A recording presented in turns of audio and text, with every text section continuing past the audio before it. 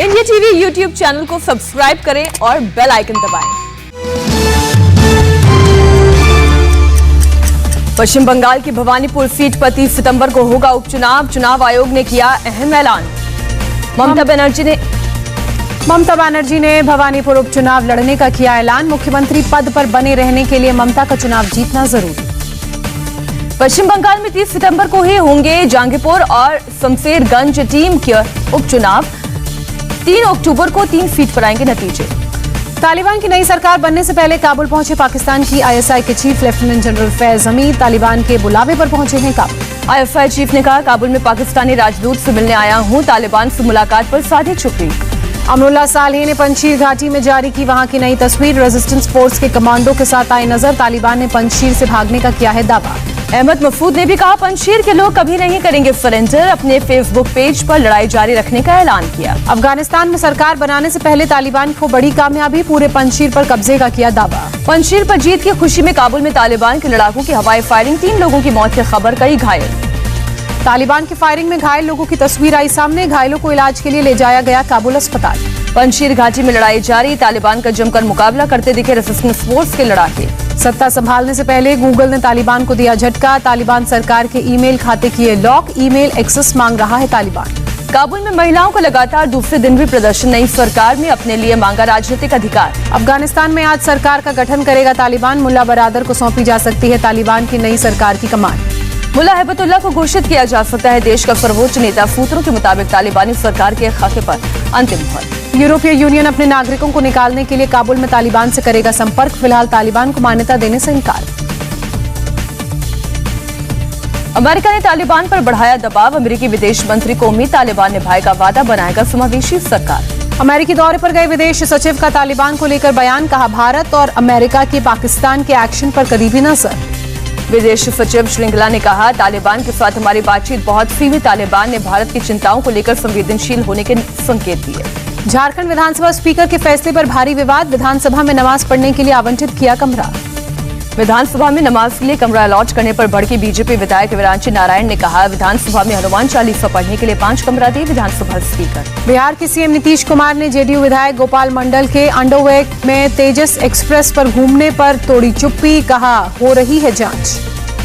चुनावी दौरे पर 7 सितंबर को अयोध्या जाएंगे सदुद्दीन ओवैसी। अयोध्या में एआईएमआईएम के पोस्टर पर कंट्रोवर्सी। पोस्टर में अयोध्या की जगह फैजाबाद लिखा।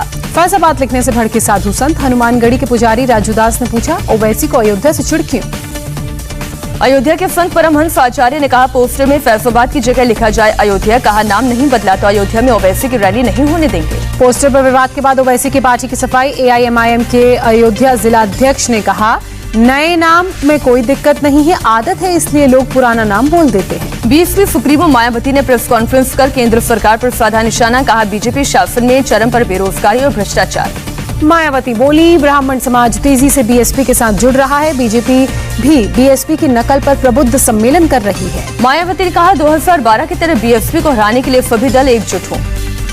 यूपी इलेक्शन में किसानों की एंट्री। मुजफ्फरनगर में कल बड़ी महापंचायत। राकेश टिकैत का दावा, महापंचायत में 5 लाख से ज्यादा आएंगे किसान।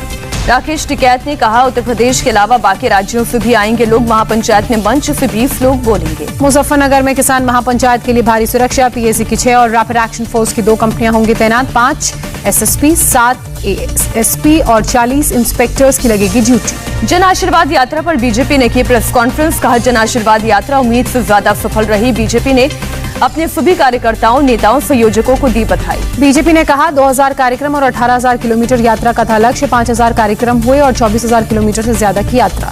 सुधांशु त्रिवेदी बोले, जन आशीर्वाद यात्रा की सफलता पीएम के लिए जनता का विश्वास और प्यार। जेपी नड्डा के नेतृत्व में कार्यकर्ताओं ने कर्मठता दिखाई। किसानों के विरोध के बाद अकाली दल नेता सुखबीर सिंह बादल के 6 दिन के लिए अपनी 100 दिन वाली यात्रा रोकी। मोगा में विरोध करने पर पुलिस ने किसानों पर किया था लाठीचार्ज। अकाली दल ने किसानों से बात करने के लिए बनाई 3 सदस्यों की कमेटी में मनजिंदर सिरसा भी शामिल। किसानों की गलतफहमी दूर करेगी कमेटी। पंजाब सरकार को किसान मोर्चा ने दी चेतावनी। कहा, मोगा मछलीवाला में किसानों के खिलाफ दर्ज केस वापस लें, नहीं तो राज्य में माहौल खराब होने पर किसान जिम्मेदार नहीं। महाराष्ट्र में एमएनएफ ने की मंदिर खोलने की मांग। घाटकोपर में हनुमान मंदिर के बाहर आरती और पूजा पाठ के साथ किया घंटानाद आंदोलन। पुलिस ने एमएनएफ कार्यकर्ताओं को हिरासत में लिया। घाटकोपर के एमएनएफ उपाध्यक्ष ने उद्धव सरकार की नीयत पर उठाए सवाल। कहा, शहर में बार होटल खोलने से नहीं फैल रहा कोरोना, तो मंदिर खोलने से कैसे फैलेगा कोरोना। पीएम मोदी सितंबर के आखिरी हफ्ते में कर सकते हैं अमेरिका का दौरा। बाइडेन के राष्ट्रपति बनने के बाद ये उनकी पहली यूएस यात्रा होगी। पीएम मोदी के अमेरिका दौरे की तैयारियां जारी। 23 से 24 सितंबर को हो सकता है दौरा। अभी तक आधिकारिक पुष्टि नहीं। दौरे की पुष्टि हुई तो पहली बार आमने सामने होंगे पीएम मोदी और बाइडेन। अभी तक 3 बार वर्चुअल मीटिंग में दोनों हो चुके हैं शामिल। भारत और अमेरिका के बीच इस साल नवंबर में होगा 2+2 डायलॉग। दोनों देशों के विदेश और रक्षा मंत्री होंगे शामिल। विदेश सचिव ने दी जानकारी। टोक्यो पैरालंपिक में भारत ने जीता तीसरा गोल्ड मेडल। मनीष नरवाल ने P4 मिक्स्ड 50 मीटर निशानेबाजी में लगाया स्वर्णिम निशाना। सिंघराज जडाना ने इस इवेंट में जीता silver medal. P4 mixed 50 metre निशानेबाजी में पहले दोनों पदक भारत के खाते में। पीएम मोदी ने गोल्ड जीतने पर मनीष नरवाल को दी बधाई। कहा, उनका स्वर्ण पदक जीतना भारतीय खेलों के लिए विशेष क्षण है। सिंघराज के सिल्वर मेडल जीतने पर बल्लभगढ़ में उनके घर में जश्न। परिवार वालों ने जश्न मनाया। टोक्यो पैरालंपिक में 3 और गोल्ड मेडल की उम्मीद। बैडमिंटन की FL3 कैटेगरी के फाइनल में पहुंचे प्रमोद भगत। ब्रिटेन के खिलाड़ी से होगा मुकाबला। नोएडा के डीएम सुहास एलवाई ने भी पैरालंपिक खेलों में कम से कम सिल्वर मेडल जीतना किया पक्का। SL4 कैटेगरी मुकाबले के फाइनल में पहुंचे। बैडमिंटन के FX6 पुरुष सिंगल्स में कृष्णा नागर ने भारत की उम्मीदें रखी कायम। ब्रिटेन के खिलाड़ी को हराकर फाइनल में बनाई जगह। झारखंड कांग्रेस के विधायक इरफान अंसारी ने किया तालिबान का समर्थन। कहा, अमेरिका के अत्याचार के खिलाफ थी तालिबान की लड़ाई। अमेरिका और ब्रिटिश फोर्स के चले जाने से आएगी शांति। झारखंड कांग्रेस अध्यक्ष राजेश ठाकुर ने तालिबान पर इरफान अंसारी की बताया निजी राय। कहा, विधायक से करेंगे बात। इरफान अंसारी के बयान पर बोले झारखंड बीजेपी अध्यक्ष दीपक प्रकाश, इस तरह का बयान कांग्रेस का चेहरा और चरित्र साफ दर्शाता है। हरियाणा के बीजेपी विधायक कृष्ण मिड्ढा ने अफसरों की कार्यशैली पर दिया विवादित बयान। कहा, अधिकारियों से अच्छे आतंकवादी हैं जो विस्फोट करके अपनी जिम्मेदारी लेते हैं। फिरोजाबाद के जिला अस्पताल में रहस्यमयी बुखार से करीब 400 से ज्यादा बच्चे भर्ती। अस्पताल में बेड पड़ रहे हैं कम, सिर्फ 100 बेड्स की है सुविधा। फिरोजाबाद के जिला अस्पताल में 200 और बेड लगाए गए। 600 नए बेड लगाने का काम जारी।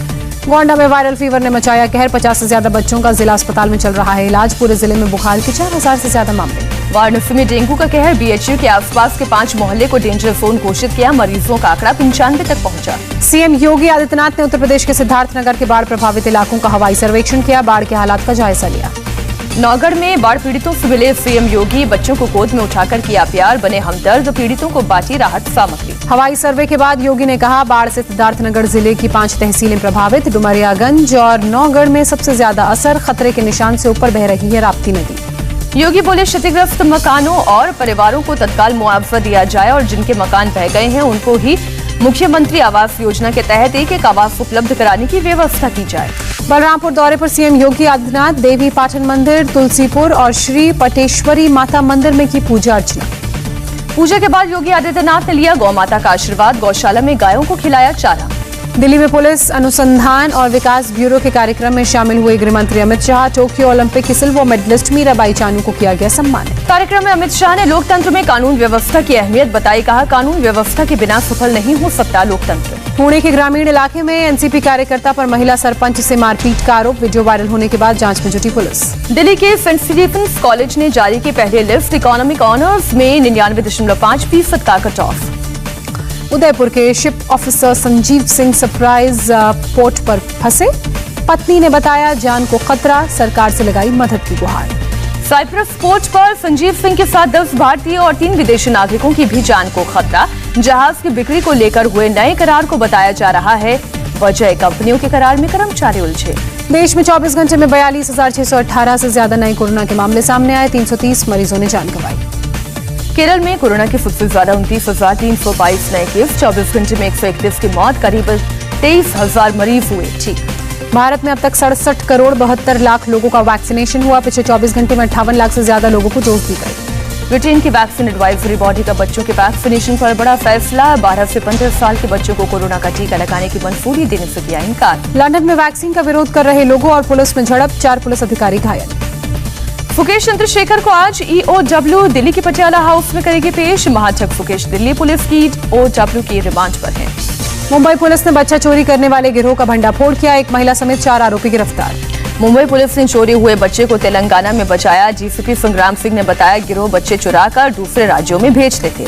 बाराबंकी पुलिस का सराहनीय कदम। सर्विलांस टीम ने गुम हो चुके 100 से ज्यादा मोबाइल फोन खोजकर उनके मालिकों को सौंपे। मोबाइल की कीमत 20 लाख से ज्यादा। पुणे के लोनावला में गाय की तस्करी करने वाले गिरोह का भंडाफोड़। मवेशियों को बेहोशी का इंजेक्शन देकर की जा रही थी तस्करी। सीसीटीवी फुटेज के आधार पर धर दबोचे गए तस्कर। कई इलाकों में हाल के दिनों में गोवंश की चोरी होने की घटनाएं बढ़ी। वीएचपी बजरंग दल और स्थानीय लोगों ने की शिकायत। महाराष्ट्र के बोईसर में फैक्ट्री में विस्फोट के बाद लगी आग। हादसे में 1 की मौत, 5 लोग घायल, 1 लापता। पुलिस और दमकल कर्मी मौके पर मौजूद। मुंबई रेलवे स्टेशन से पर्स मारकर फरार 2 चोर हुए गिरफ्तार। सीसीटीवी में कैद हुई तस्वीर।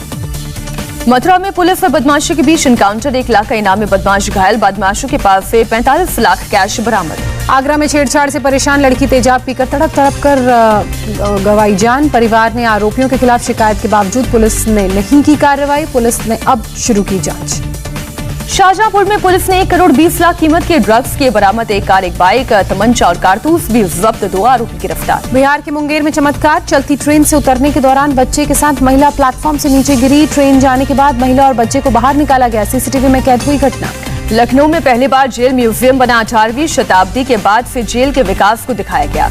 सिलीगुड़ी में वन विभाग की टीम ने 2 तस्करों को पकड़ा। तस्करों से 55 तोते किए बरामद। जलपाईगुड़ी से बिहार ले जाया जा रहा था। इंग्लैंड के खिलाफ चौथे टेस्ट की दूसरी पारी में भारत को सधी हुई शुरुआत मिली। स्टंप्स तक बिना विकेट खोए 43 रन बनाए।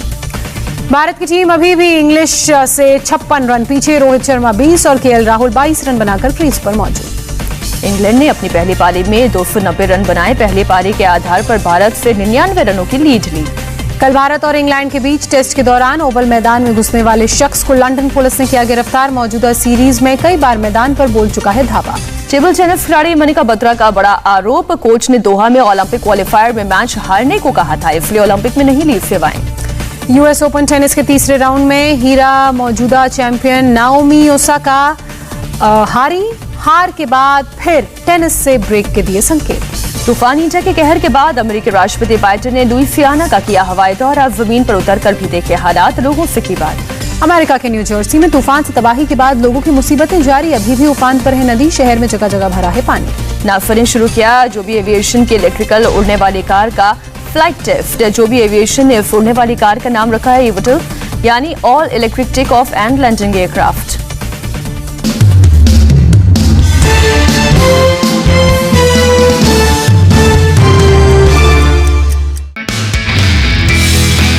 नमस्ते, मैं हूं मीनाक्षी जोशी। वीडियो और खबरों से अपडेट रहने के लिए India TV YouTube channel subscribe करें। बेल आइकन दबाना ना भूलें। जुड़े रहें इंडिया टीवी के साथ।